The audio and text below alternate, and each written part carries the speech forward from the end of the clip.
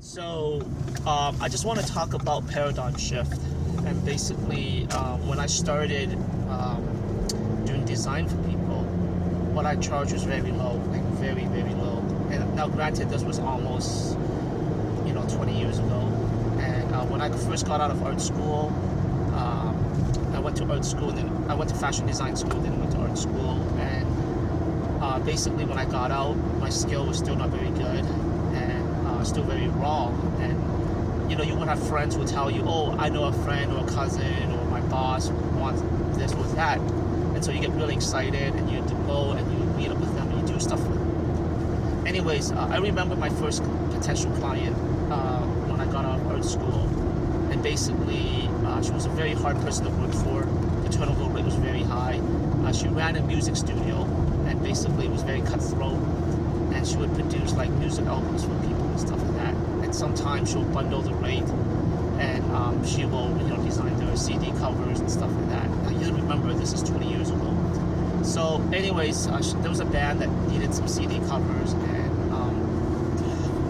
I lived right close to their studio. So one of my roommates was interning with them, and so he mentioned my name. And so I went to meet her, and basically she wanted me to design a CD cover, blah blah blah, and the logos and crap like that.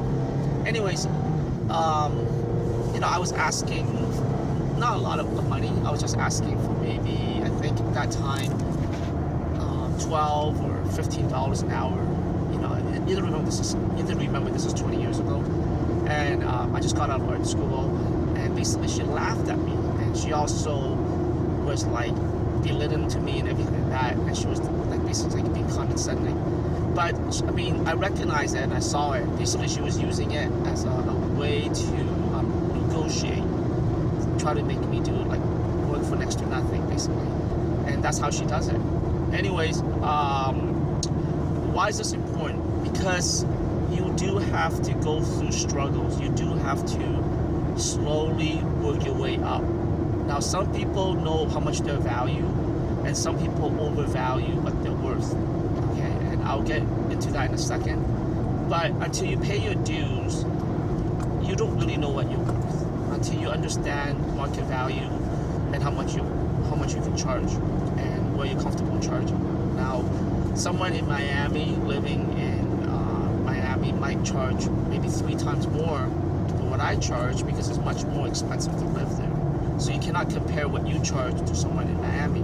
At the same time, you have to figure out what your skills are worth and how much you can get on the open market. Okay, open market means the market that's available to you. So in other words, if I live in upstate New York, I cannot get clients from New York City, because clients from New York City want to see me on a regular basis to go over the designs and stuff, and I cannot get it. I can't. I mean, I've been turned down jobs because I could not move to New York City. Anyways, so she laughed at me. She made me feel really bad, but at the same time, I stuck to my guy, and I actually did not want to work for her. Not because I needed the experience. I just felt that she was not a very nice person to work for. So that's another thing that I feel you guys can learn, is that as you embark in your professional career or your design business or whatever, you learn to be selective with the clients you pick on, right? So I run a martial arts school, and I got very selective who I choose as my student. And each time the relationships don't work out, okay, now sometimes people move, sometimes people get busy, sometimes people get married, that's fine. But sometimes I have students who took advantage of me. I have students who basically want everything for nothing, right? Like they wanted me to give them the world and not pay me a cent.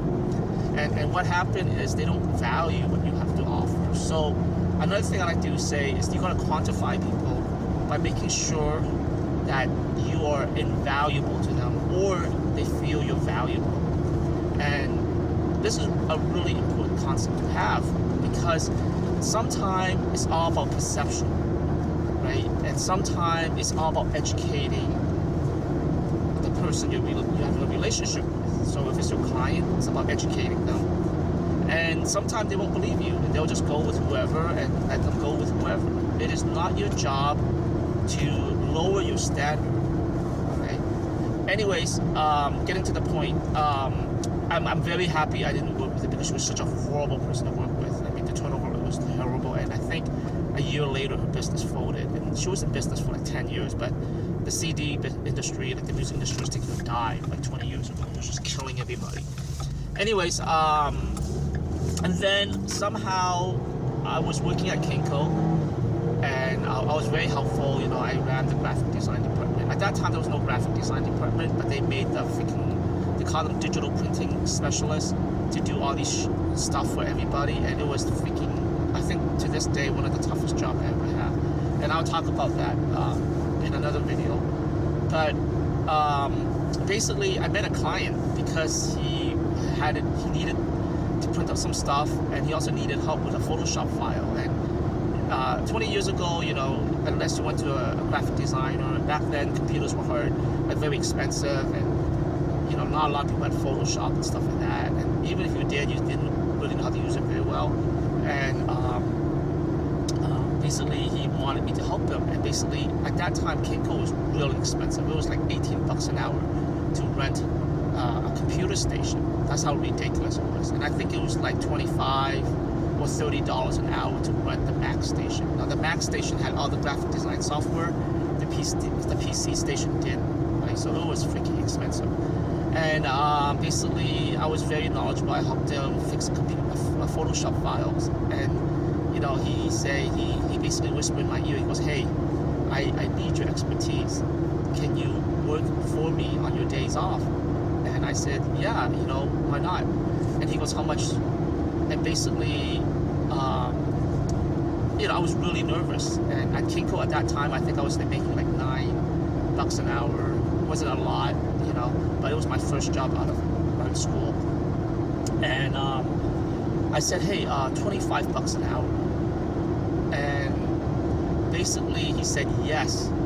And I'm thinking to myself, shit. I went from like asking this lady like a year before, like 6 months ago, for $12 an hour. She wouldn't even let me do it. And now here's this guy who's willing to pay me $25 an hour. Now $25 an hour doesn't seem like a lot, but 20 years ago when he just first got out of school, it was a lot of money. And so he said yes, and basically I worked with him literally for 3 years, and I would show up to his place and spend maybe 2 to 3 hours, maybe once or twice a week, just doing stuff for him on the computer. You know, he needed this, he needed that, and he just didn't know how to do it. He was so focused on just running his business that he needed someone who was reliable, knowledgeable, and really knew what they were doing.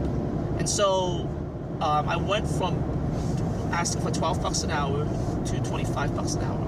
Now, it also helped that I was acquiring skills quickly, you know. And so another thing you want to do is cut your teeth on someone else's coin. And so what I mean is, you want to look for a job. It doesn't have to be prestigious, okay? Prestigious is important because it gets you to where you want to go fast, but it's also a very weak foundation, right? Unless you're working a job that doesn't require a lot of high skill, like a job, like a bullshit job, like talking and networking and shit like that. You want to have a job where you can acquire skill on someone else's dime, okay? And so basically at Kinko, I was there for like maybe 6 months, and then I had to quit. It was so fucking, the company was so badly run. Anyways, and then that's why I was able to go from 12 to 25, and so I did that for so. It's getting back to paradigm shift. So when I was able to charge him $25, for whatever reason, my mind was able to rewire itself, and right away I knew I was valued at $25 an hour. And so almost every job I asked for, like every job, contracting job, every design job, I was asking or demanding $25 an hour. And that was not bad, you know, for someone who's 27 and just doing what they love, you know. And the paradigm shift is very important because it allows you to see the world differently once you're able to change your mind.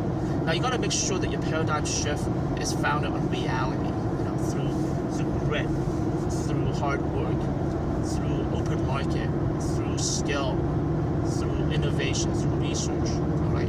And so I was charging people around 25, and then I upped my rate to like 30. And then I became a director, graphic designer at a big fashion company, and so I got really busy. And so I was still charging him $25 an hour. This first client that allowed me to charge him $25 an hour, but I started charging other clients a little bit more money because I was just so busy. And so I'll tell you guys what happened. About maybe 6 years ago, I started getting really good at web design, and I started bumping my rate up, and now I charge $60 an hour, right, for the first 2 hours, and then it scales down the more hours you need from me. And basically, the first time I charged someone $60 an hour, I was really scared. I was like, shit, who's gonna pay me $60 an hour? You know, and minimum, if you hire me to do anything, even if it only takes me 30 minutes, I charge you for 2 hours, right? So 2 hours is 60, it's like 120. And I was really scared. I was like, shit, no one's gonna pay me this amount, blah, blah, blah. But I did it anyways. And people do pay me $60 an hour. So now I have about maybe 5-6 clients that pays me $120 each time they need something from me. And then I have clients who are on retainer. And so, something really exciting is coming up this week. I'm putting together a proposal, and it's probably one of my biggest contracts. It's probably going to be, probably $10,000, I'm hoping. And I'm nervous because I haven't really put together a contract that big before. And once again, it's a paradigm shift, And paradigm shift is very important because it gives you ability to see the world differently, and when you see the world differently, you're able to navigate better. And I encourage everyone to go out there, do your thing, but always look for paradigm shift. Always look for ability to see the world differently. Now, you don't want to be like social justice warrior where they see the world through like lens that doesn't really make sense, not grounded in reality, Grounded on reality is you just look around and it's real, and you just do it, and you can tell, it can be proven through science, through facts, through logic, through numbers.